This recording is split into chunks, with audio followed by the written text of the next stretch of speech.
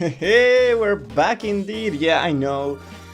This take a while, I understand, and I'm really sorry. I do wish I could do this more consistently. And if you're watching the 8 hour long whatever we upload, hello. Welcome back, I suppose, or rather quickly. Or if you skipped here, hello.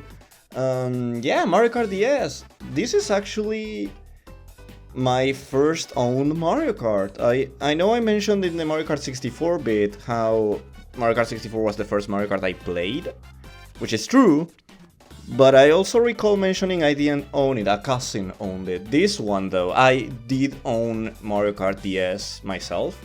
I had it on my little light blue Nintendo DSi, because I did buy the DSi in 2009.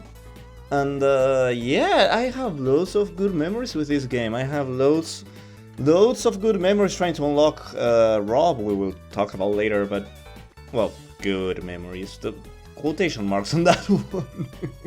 the main thing, let's just get it out of the way right now. The main thing, obviously, is that we return to a handheld. We return to the portable systems that Nintendo made. Obviously, back then, and by back then I mean 15 years ago, Jesus Christ, 15. Nintendo did have the console and the portable at the same time. Now with the Switch I don't know what they will do, but at the time it was the Nintendo DS's time. It did come out in 2004, but Mario Kart DS came out later. But the DS already had a good, very solid good presence in the market, mainly because it was pretty much a Nintendo 64 on the go. It had two screens as well, so it was like very interesting, very different compared to the previous handhelds Nintendo made and other competitors like the Game Gear, for example. But the idea that it can run a Nintendo 64 basically on the go, wherever you want to go, that was already very impressive. Like the first game they announced was Mario 64 DS, taking the Mario 64 launch. They remade it for the Nintendo DS. That was very impressive, albeit the controls are a bit iffy with the D-pad. Maybe not the best example control-wise, since 64's whole core is analog stick, but the power, performance and everything else, it was very impressive and it works very well. Like the game runs very well. It looks good for the DS, so I think it was a success on that end. So yeah, the core idea, DS is a Nintendo 64. So from this point on, the idea was, okay, let's take Mario Kart to the Nintendo DS. We took it to the Game Boy Advance, we might as well do it for the Nintendo DS, right? And the DS is not limited by the link cables like the Game Boy Advance was, which means multiplayer should be easier to do. Either via Wi-Fi, which sadly nowadays it's taken down, of course, like the Nintendo Wii. I believe the Wii U is on the way there, the 3DS I believe it's also on the way there, but yeah, at the time it was very impressive though, being able to play with Wi-Fi. Wherever you had Wi-Fi you could play, whether it would run better or not, it's up to the Wi-Fi itself. Or you could just link the DS's. I believe there is like, I don't know if it was Bluetooth, but I believe you could link the DS's, each one, and you can play the demo, similar to what you could do with the Game Boy Advance. You know how I mentioned you play as Yoshis? Here I think you played as Shy Guys, and you could play in a few tracks. You couldn't do the whole game, like in the Game Boy Advance, the same thing basically. Obviously if both of you had a copy of Mario Kart DS, you could play the whole game. It's not charity anymore, you know. But let's get into the very basics. Mario Kart DS is a 3D game. It has 3D tracks, 3D models, not 3D objects yet. The shells, for example, are still 2D images, but that's pretty much what 64 did anyway, so again, the DS is a 64, keep that in mind. So the game is actual 3D. If you have watched the Super Mario Kart and Mario Kart Super Circuit bits specifically, you'll know I was not a big fan of Mario Kart on a D-pad and on a 2D plane. But here, we basically have a mix of 64 and the 2D Mario Karts. I say 64 specifically because of the power and the looks, but like, you control the game with a D-pad, which should be uncomfortable. But you are playing on a 3D plane, which should be far more comfortable than the previous handheld could do. So, what's the overall result, you might be wondering? Let's check it out. So, Again, another thing I should just take out of the way. You're not going to see 2 characters per card anymore. Let's just rip that band-aid off. As cool as it will be, I would like to see it back, but I don't see it. I hope it does, but I don't see Nintendo's interest in that. But yeah, Double Dash was an outlier. Sadly, it didn't become part of the Mario Kart meta. I don't think it should have become the whole meta, but sadly it did not even last to survive as an extra mode. So the game overall, let's talk about looks for a little bit. The game is pixelated, right? Like, you're seeing this footage and it doesn't look the highest resolution, let's be honest. But that was because we were in 2022, right? And the DS, for the time, it was very impressive. Specifically, if you're playing on a DS itself. I think I can say this about every game in this series of videos. But like, I think Mario Kart DS is the one specifically that if you play it on DS, the resolution doesn't stink. Obviously, when blown out for a video or on emulation, which is what I had to do, by the way. I do own a copy of Mario Kart DS, but I gave it to my niece. She's playing now with my DSi from all those years ago, so very proud on that end. But for these purposes, I had to emulate it. So, yeah, the game looks pixelated, but the game itself, like, the color palette, the models, everything else, it looks very good. It can do 3D. The same way I could have played Rocket League in my old laptop, and if you know that video, it doesn't look good, but it works, it runs well, it performs well. And personally, in a game like Mario Kart, I would rather take performance and gameplay feeling good over having good visuals. I know good visuals are obviously important for a racer. Look at Mario Kart 8, that game looks beautiful even today. And that was 8 years ago, Jesus. I know it's getting DLC, but Jesus, that was 8 years ago. So, the game doesn't look the best. For the DS it looks great, but nowadays it's aged. But look at Donkey Kong, for example. He looks weird. Some of his mouth texture specifically, it looks odd, right? He looks like a big ass Lego that could just destroy my food. But other than that, it makes sense. I think they look good.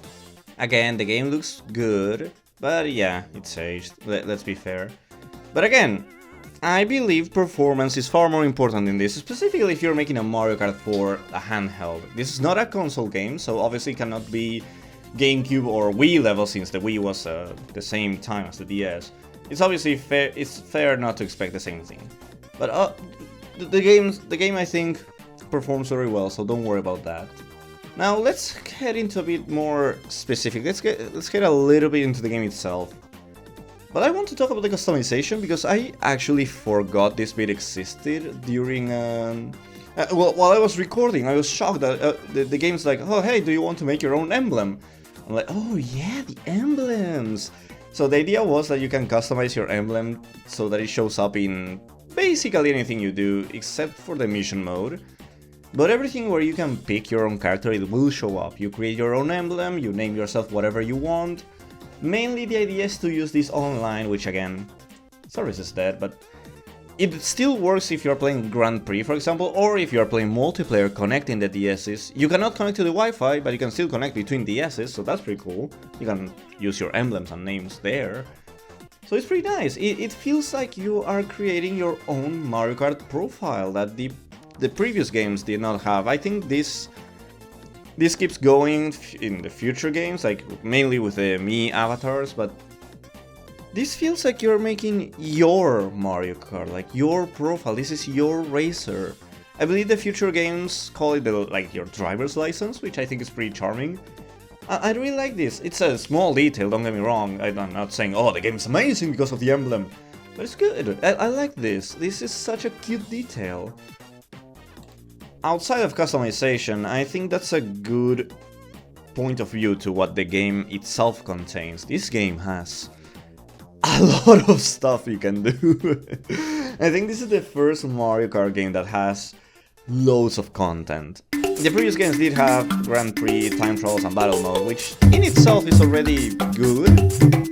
But when you compare it to the competitors at the time, which mainly means Crash Bandicoot, like CTR, I think that's the example everyone brings, which I don't have a lot of experience with outside of some other parties, but I know adventure mode, as Diddy Kong Racing does too. So Mario Kart in that sense it's a bit lacking. It was lacking on the content department, although it was good.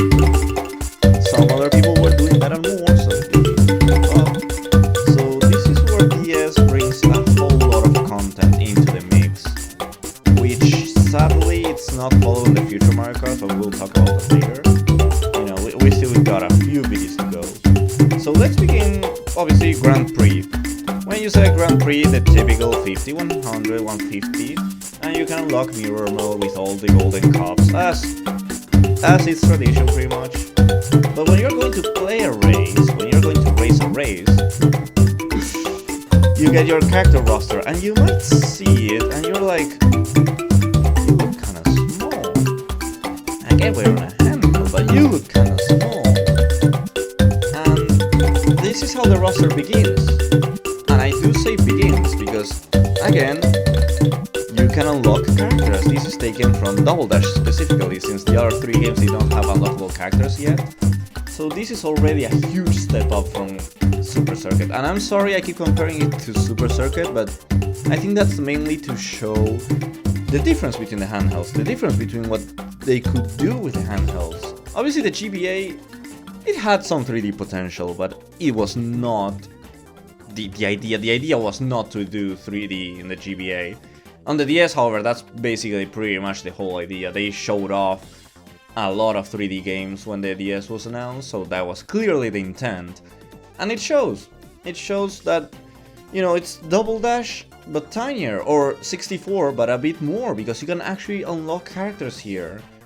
So, the way you unlock characters is pretty much the same way as you did in Double Dash. Here you can unlock Waluigi, Daisy, Drybones, which is actually a newcomer for the franchise. Drybones was not in any of the previous games. He will become sort of a mainstay, but at the time he was a newcomer, which, cool. We love Drybones. Koopa Troopa's gone, but I'm sorry, I'm more of a Drybones guy. I think he looks cooler. I like the bone aesthetic, I'm sorry. He looks cool.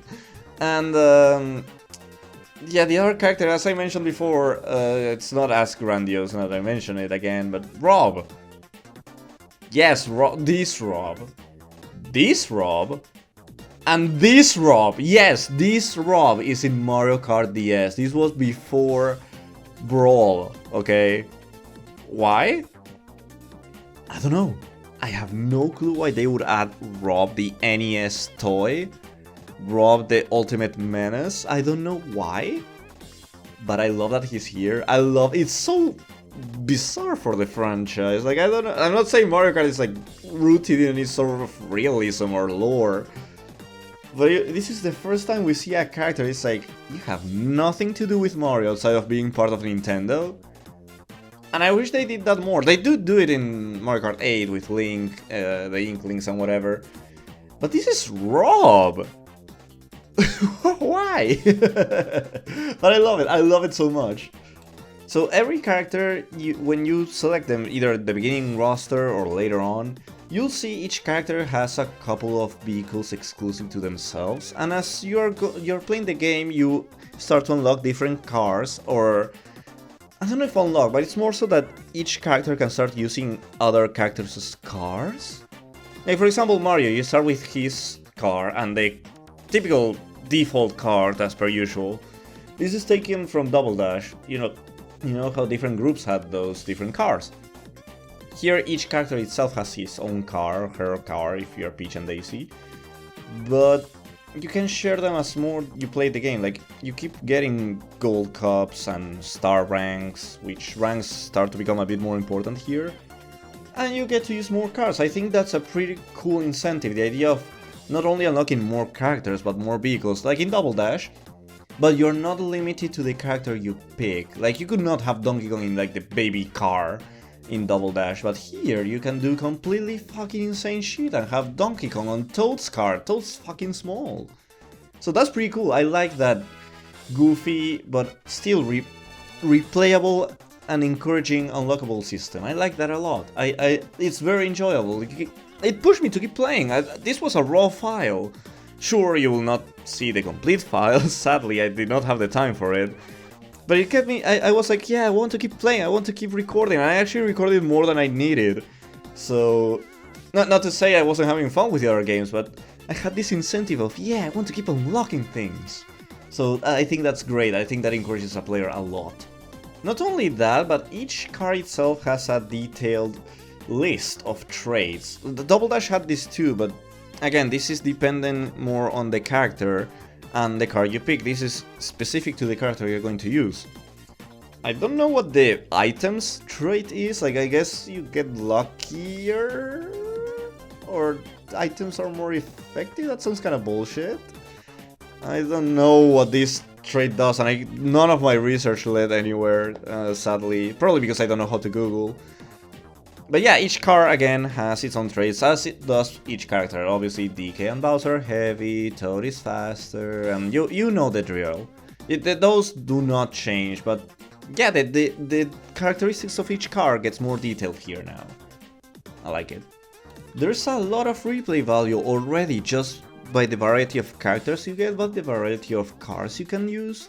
There's already a lot here that encourages the player to try new combinations. Double Dash did the same, but here there are even more things you can do, so I think this edges out Double Dash, and obviously the other previous Mario Kart, since they didn't have as many characters or as many vehicle choices. So again, replayability already is huge, and we aren't even at the Grand Prix tracks, and we're just in Grand Prix too. So let's talk about the tracks a little bit, let's see what we got here. So here you race against pretty much 7 CPUs, like if you are playing alone, it's still 8th place, the worst you can get. We will not get to a higher number until the next game. But this is what you see when you're ready to go, right? You see 2 original cups unlocked, being Mushroom and Flower, obviously. But then you see these other 2, and it's labeled Retro Tracks. And you see a shell and a banana. So, okay, you're encouraged to play what you have, and as you're playing the cups, you unlocked another cup. The other 2 you see locked per level, like original cups have 2, and Retro Tracks have 2. So overall there are 8 cups. Each cup has 4 tracks. So you got 8 original tracks from the get-go, and 8 retro tracks to play. And the retro tracks are taken from all over the franchise at that point in time, which means Super Nintendo, Nintendo 64, Game Boy Advance, and Nintendo GameCube. Yes, Double Dash is also here. So they managed to condense the GameCube into the DS, which I think shows a lot of skill. But again, let me do the whole math in case it wasn't clear enough. You got 8 cups and 4 tracks, you got 32. I know it doesn't go over Super Circuit having 40 tracks, because that game basically had its own game and the entire track list of Super Mario Kart. I know the GBA still has more tracks than this, but that was just porting SNES into the GBA and changing the visuals and, you know, the lap count and whatever. Here they are remade or demade, depending on the console, to the DS. And it adds the DS's gimmicks and the DS's items and the second screen maps and everything. It's a lot of work went into this, I feel like. And it's pretty cool. And not only that, it's not just, oh, you got the retro tracks and, well, what about the original tracks? Like, are they good? Yes! Despite being on the DS, despite being on a handheld, which, if you remember from the GBA video, I felt like the track design, while it was interesting and more interesting than Super Mario Kart, both of them having super confuses me, man. This time, given the power of the DS, given how comparable to a 64 is, you'll get more dynamic and varied design, akin to Mario Kart 64. You still get more stuff than in Mario Kart 64, though. Render distance is actually not a big issue here. So the track design, it has a chance to be fleshed out. It has a chance to have really quirky ideas, really interesting ideas. The track design itself is very, very good. They managed to blend 64 and Double Dash into a 3D design. You got hills, you got ramps, you got boosts, You got everything, although you're still playing on a handheld, which means the tracks, albeit they are longer than the GBA tracks, they're still shorter than the console tracks. So let's say each lap must be almost a minute in length, which the longest GBA track was that length. So overall the original tracks have that length, and the retro tracks have the length from the console, which might be a bit jarring. I will admit, as much as I like that, it is a bit jarring, because the idea is that you're playing on the go. Obviously you can just shut the DS and go on your merry way, you won't lose any progress that way. So in that sense, I understand why they didn't bother reducing the lap count, for example. But I think it works, although it is jarring that you go from the original tracks, which are a certain length, and then you're playing like Sherbet Land, and all of a sudden it's longer. It's like, hey yo, why? What's going on? Difficulty maybe? I don't know, but some tracks are longer than others and can be a bit jarring, but overall it's you don't feel that you don't feel that clunkiness in length variety, you know. It actually feels very fluid. Although I know it sounds like I'm saying different things, but it's pretty much, it feels fluid during the original tracks, but when you jump to a retro track it can feel a bit, you know, clashing, especially when you have Super Mario Kart and Super Circuit there too. And the Super Mario Kart and Super Circuit tracks have 3 laps, which means they are even shorter than their original versions. So when you go from something like Mario Circuit 1 to Choco Mountain, that's when you get the whiplash. Other than that, it's great. Do you want to know what track didn't get their laps shortened though? Na na na da da da da da da da. Oh, no, wait, it got shortened to 5. What the fuck? You ruined it. Nintendo, why are you like this? Why, when you do something right, you just fuck it up immediately? It's still Baby Park and it's still chaotic and fun. I'm still a Baby Park supporter, but come on, Nintendo, why 5? And why did you keep this for Mario Kart 8? Spoilers, I guess, but why? I assume this was for more consistency, which was what I was talking about. But Baby Park actually needed the 7 laps, because now it feels insanely short. It feels like when it's starting to heat up, it just ends. And you have that same issue with the SNES and Super Circuit tracks, but that happened before, so I guess it's just being consistent to the source material. On a slightly more positive note, all the tracks, you know, the retro tracks, they all have remade or demade DS's remixes, which honestly, the music overall sounds very good. I know I haven't talked about music, well, I did mention a few tracks in Double Dash, but the music overall here is great, both original tracks and remade retro tracks. I think it's pretty cool. So, mainly the 64 and Double Dash ones. Obviously, the DS can make Super Mario Kart and Super Circuit music, but mainly 64 and Double Dash, these do not feel compromised. These soundtracks do not feel compromised. And I say that as a big, huge fan of Sherbet Land in 64. I love that track, the Frappe Mountain track. Sorry, yeah, Frappe Mountain, sorry. I love that track. And I love that it was not compromised. I like this remix a lot. I don't like it as much as the 64 one or the Wii version, but I do like this track. It's very good. It's the track I know and love. Nice. So now we get into the items. So you may know I did make a few mistakes in the Double Dash video, which I do apologize, but I did address them in the comment section. I took the game's item count. I had it incorrect. I said 7 and it was actually like 11. So my bad. Taking out the special items, I mean like regular items. I do apologize for that. I didn't mean to spread misinformation on the internet. So this is where in DS you can see more of the modern Mario Kart. I feel like this is a good threshold between that, because Double Dash was close to being it, but it had two racers per kart, and the franchise never did that again, so you know, it's not as representative. But DS here is where you see a lot of items that you will see in your modern Mario Kart games. The item pool is bigger than Double Dash, however, no more special items per character. Actually, the special items, some of them, as I mentioned in the Double Dash video, like the Golden Mushroom that was exclusive to Toad, they went back to the general item pool, which, thank you, I appreciate it. But let's talk about the new ones.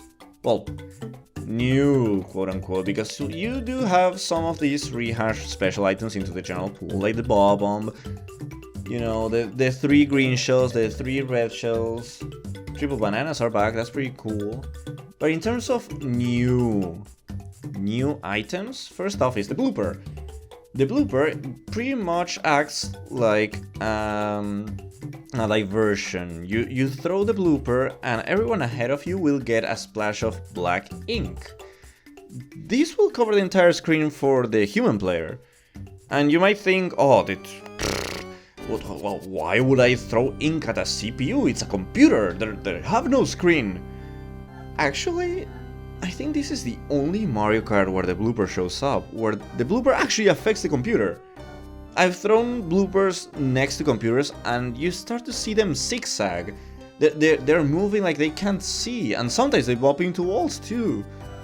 It's rare, I'm not saying it happens every single time. The zigzag does happen consistently, but the bumping into walls is more rare and contextual. But I think that's cool, thank you for giving the blooper use outside of just mess around with our human players. Because obviously when visual impairment comes into Mario Kart, it's like, oh, this won't affect the CPU, it's a CPU. And that is true, but in DS this doesn't happen, which I think that gives blooper a lot of value. Probably the most value it ever has had in the franchise, you know, in the Mario Kart franchise anyway. Then we got the bullet bill. You might know this from other Mario Karts as well. This is pretty much the replacement for the chain chomp. You know how Baby Mario and Baby Luigi had the chain chomp in Double Dash? Well, bullet bill is pretty much a I'll save you, you're bleeding last, I'll save you. It does leave you in some tight spots specifically because the track design, as good as it is, sometimes it does have some tight corners. So the bullet bill isn't as favorable there, but overall it's an amazing item, and if you get it you're very lucky, or you definitely needed it. Get good scrub, skill issue. Now, this ain't a new item, those were the two new items, like you did not see them anywhere else. The other items are like special items gone back into the item pool, or 64 items and such, like, you know, triple banana, triple green shell, triple mushroom, golden mushroom, fake item box, bob on boo, all that sort of stuff, the stuff you know. But this is where we get into a certain topic that I've been teasing around. I know the spiny shell started to fly in Double Dash, and it wasn't fully unleashed there, but it was already starting to push it. Here it's pushing a little bit more, just a tiny twist of the knife, you know, like, here, bitch, you're going to eat 4 spiny shells per race, and I don't mean per race per cup, I mean per race per track, woohoo! And worst part is you can see it coming. Like, you have the bottom map with it shows everyone's items, which I think sorry, I hit myself. I think it's a pretty cool detail. Not to hit myself, to see the items everyone has. I think that's pretty cool. It allows for a lot of strategy. I think that's great. But you can see loads of computers showing up with spiny shells and you keep eating shit. I do think it's right up there as the most obnoxious this item has gotten. I think the next game is worse, as far as memory can tell, but I was seeing a lot of blue shells here and I was like, not a big fan of this. So it's getting complicated. But outside of that, item balance is very fair. You will not see, like in 64, you will not get star in second place. Sorry if you like that. But you will not see that often. You can still get the rare chance, as per any Mario Kart, but the item balancing is starting to get very fair. This is where, as wacky, items are still wacky, right? And they will always be wacky in Mario Kart, that's the whole point. Outside of racing, obviously. But here's where you start to see, especially after Double Dash, here's where you start to see a bit more of toning down. Like, the items they're still very helpful. We'll not go back to Super Mario Kart levels where the items were somewhat useless. Sometimes they help, sometimes they didn't. Here they always help, right? But this is where you stop seeing red shells all over the place. This is where you stop seeing 3 people with a star, or 3 bullet bills, or a gazillion shells flying around because there are 16 characters. Double Dash definitely was an outlier again. And 64 had a lot of wacky items too, but this is where we reach more of a modern standard with the items, the track design. This is where you start to... If you play DS, outside of the tracks that have not made it into future games, you won't have a hard time. And I know I haven't got into the controls yet, which give me a minute, but this is where you start to see more of a standardization of Mario Kart. You see DS, you see Wii, you see 7, and you see 8. And you're not really seeing a huge different formula. The formula, I'm not saying it wasn't set in stone previously, but it had some changes going on, especially Double Dash, of course. Now this is where you see a more of a consistent formula, which, whether you like that or not, it's up to you. But what I'm saying is, if you played a lot of 8 and you go to DS out of curiosity, you will not be out of your shell, you know, you will not be out of your mold. You'll be very comfortable. You'll feel like you're just visiting a friend. You're not moving house entirely, you're just visiting someone. You're visiting one of your old friends, you know their house, you know their family, you know everything about them. It feels like that. You're going to a different place, that's it. You're not moving and shaking your entire existence of Mario Kart. Now it's just a different game on a different console, but the formula's there. It was always there for Mario Kart, but this is where you see a lot more consistency in this latter half. I think I consider DS part of the modern Mario Karts, as opposed to the retro Mario Karts that was Super Circuit 64, Super Mario Kart, and Double Dash. I tried to say that chronologically, but Super Circuit Super Mario Kart gets me fucked, I'm sorry. But now we get to the important bit I always talk about when the Mario Kart franchise goes to D-pad. So I focused a lot on the D-pad, on Super Mario Kart and Super Circuit. I did focus a lot. And as I mentioned before, the DS works with a D-pad. And as I mentioned before, that brought some issues for Mario 64. Not unplayable, but it was a bit more odd, it was a bit more uncomfortable. So how does it feel in Mario Kart DS? How does it feel when you have 3D stages, but you are using a D-pad? It feels very good. Yeah, I was shocked to go back to it. I was like, oh no, I'm going to destroy Fran's child dreams. No, this will control like ass. Not really. You know how I mentioned in the previous videos how you can tilt the analog stick or just fully push and you'll turn without the need of drifting?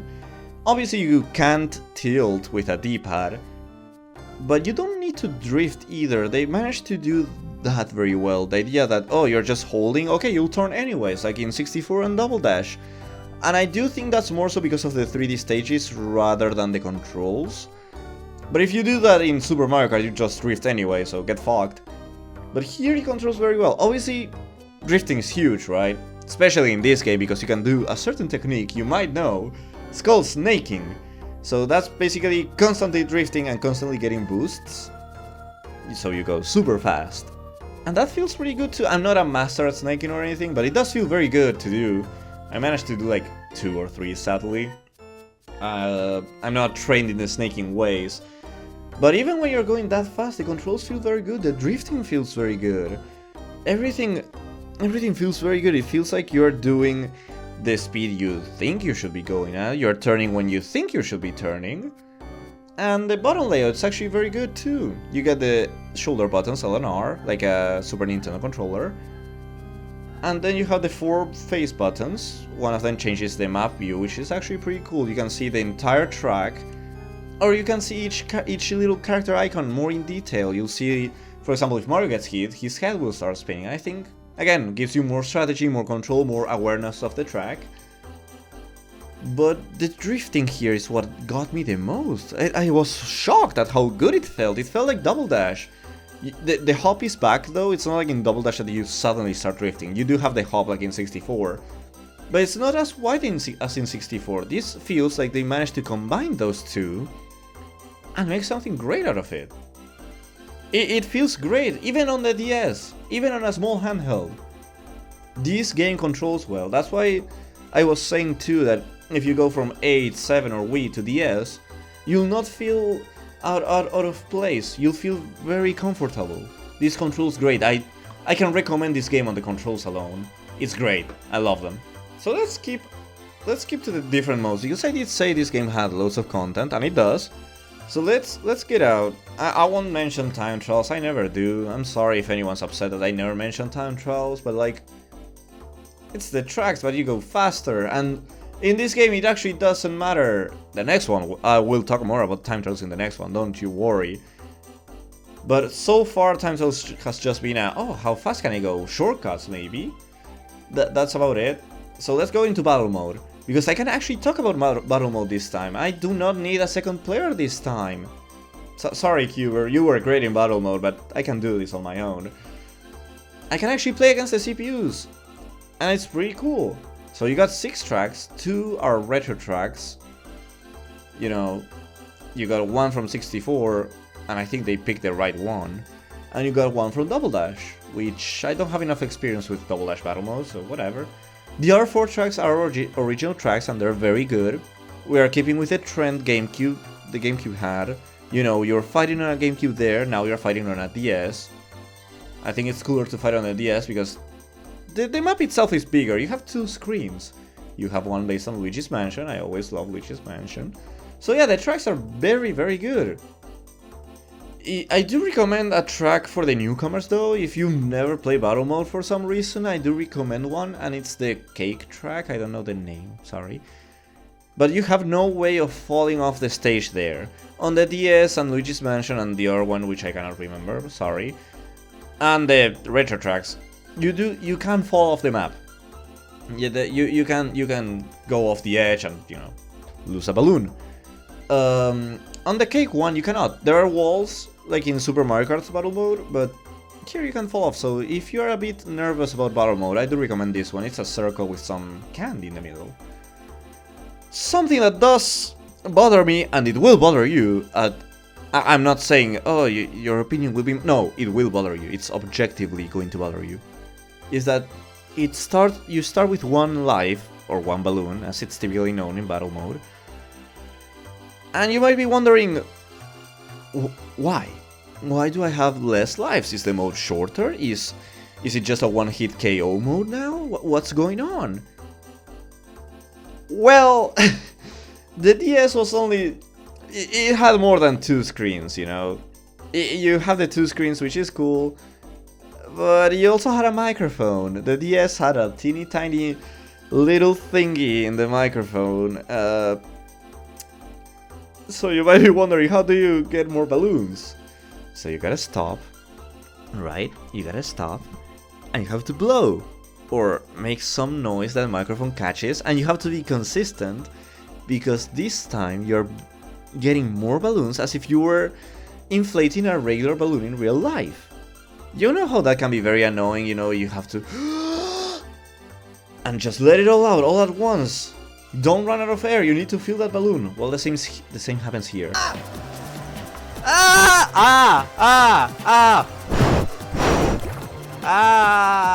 I can't do it with both. I need both hands. This shit doesn't work. Why? Why? If you thought there were no DS exclusive features here, if you thought there were no DS exclusive features in battle mode, you're wrong. Because there are, and they're fucking stupid. Why do you need to fill your lives with the microphone? It's not like you can do it while moving. It's not like you can race and... No, you have to stay still. You have to give yourself away to being hit by a shell, banana, star, whatever. You need to compromise your position so you get more life. Risk reward, I will give you that. There is risk reward. I will give you that. I will give you that. But it's so annoying. It's so stupid. It's so annoying. You run out of air while playing Mario Kart. That makes no sense. You're just out there blowing into the microphone or yelling, which I thought it was the better strategy. And by the way, while you're emulating the microphone doesn't work. I couldn't get it to work. So I was just playing with 1 life. This sucked. This was awful. I don't want to stop battling and taking other people's balloons. just so I can blow into the microphone. It's really disturbing and annoying. It kills the pace of battle mode for me. I was actually very mixed on this battle mode. Just because of this, just because of the balloon mechanic. And you might be thinking, Fran, it's just balloons. Yeah, but you have only one life if you don't do this. That means one hit KO, you don't play anymore, you don't respawn. Get screwed, idiot. You either compromise your team because you can't play as teams, or you compromise yourself and you're done, you're out in the first try. It's really annoying. It kinda ruins battle mode, not gonna lie. Battle mode's fun if you can get more lives. It is battle mode specifically. So yeah, it's a mixed bag. We approach with caution or approach by yelling into the microphone. I think yelling was a more effective strat than just blowing. I do have to mention this a bit more, although it's not usable anymore, but online started here for Mario Kart. Double Dash did have LAN play, but you needed more GameCubes. Here, actual online started with Wi-Fi. Again, the services are down sadly, but at the time I remember playing this as a kid. It was great, it worked very well, you'll be surprised when you see Nintendo's online functionality nowadays, but this worked great. I played with people all over the country. Amazing. You could also write messages, it was pretty cool. Or use PictoChat, right? You don't need a link cable anymore, so multiplayer is encouraged in this one. That's pretty cool. Thank you, Nintendo, for allowing the multiplayer video game to be multiplayer. What is even more unique to this game though, and I think everyone knows about this when you talk about Mario Kart DS, is Mission Mode. Mission Mode is pretty much the single player content of Mario Kart. The only game to get Mission Mode from the get-go. Mario Kart Wii did have it, but you need online connectivity, and again, servers are down, so no more Mission Mode in Mario Kart Wii. We'll talk about that in the Mario Kart Wii section. But here, as soon as you boot up the game, you get a Mission Mode, and this is just a series of challenges, like go through different wheels, like from 1 to 8, you get X amount of coins, defeat certain amount of enemies. That's it's basic stuff, don't get me wrong, I'm not saying it has the depth of Crash Team Racing or Diddy Kong Racing, which are the obvious points of comparison, right? Because those are racers, those have single player content and adventure mode, it's actually called adventure mode.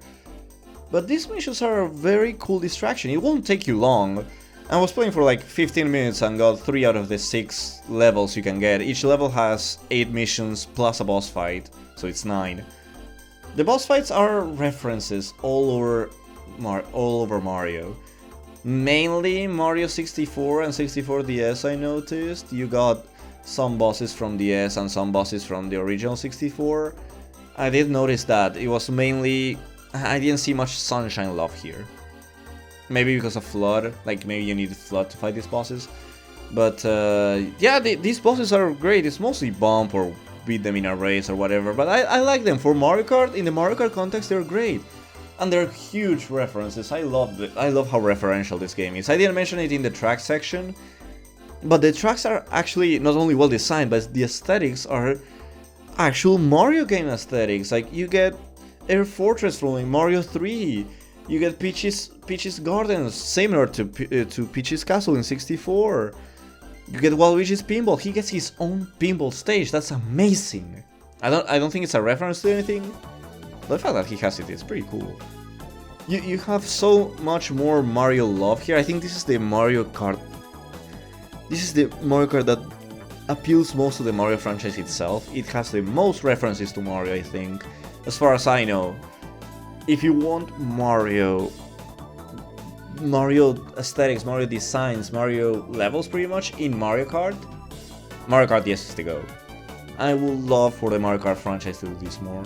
I don't know why they don't. Maybe it's too fan servicey, maybe it will be annoying, but I don't know, I think it would be really cool to race in something like Bob on Battlefield or Steam Gardens from Odyssey. I think it would be really cool. So I do hope Mario Kart 9 does it. Whenever that's out. But again, sorry for the little tangent. In mission mode, you still get these fanservice-y references to 64 bosses. The missions do tend to repeat from time to time. It's like, oh, get 10 coins, oh, get 15, get 20. But although you're doing the same thing, the difficulty challenge ramps up. They ask you to do more stuff. They hide the coins, for example. the wheels from 1 to 8, you start with 1, 2, 3, but then, oh, the first one you see is a 6, where's number 1? You have to do it in order. Beat the track backwards, beat the enemy while drifting a certain amount of times, which if you know snaking it's not difficult, but if you don't, haha, it's a bit challenging. It's good stuff. It's a distraction, it's not the reason why you'll get into the game, it's mainly a distraction, but this is pretty cool, it's a good start. Sadly, that's all it is. This led nowhere outside the missions I talked about in Wii Online, and I will talk about them, but 7 or 8, which are the games that have the most potential to have single player, they don't have it. And I think that's disappointing. I think not giving this another go is very disappointing. I think you could even do more. Again, I'm not saying Mario Kart will ever be overthrown. I feel like Mario Kart's just too big. But I think you should take cues from CTR and Diddy Kong Racing. I think you should look into those adventure modes and do what they do.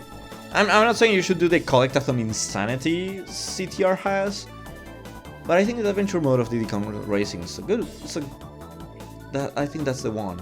I think you should pay attention to that one closely.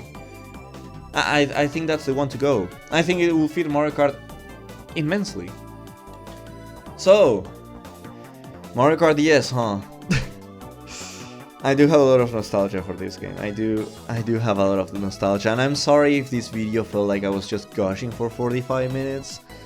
Frankly, I was. I know I didn't bring up a lot of criticisms, but the further we go into the franchise, let's be honest, the less criticisms there are. The franchise is starting to get cemented by this point, and you see more and more things from the previous games brought here, and it's like, yep, they did the same thing.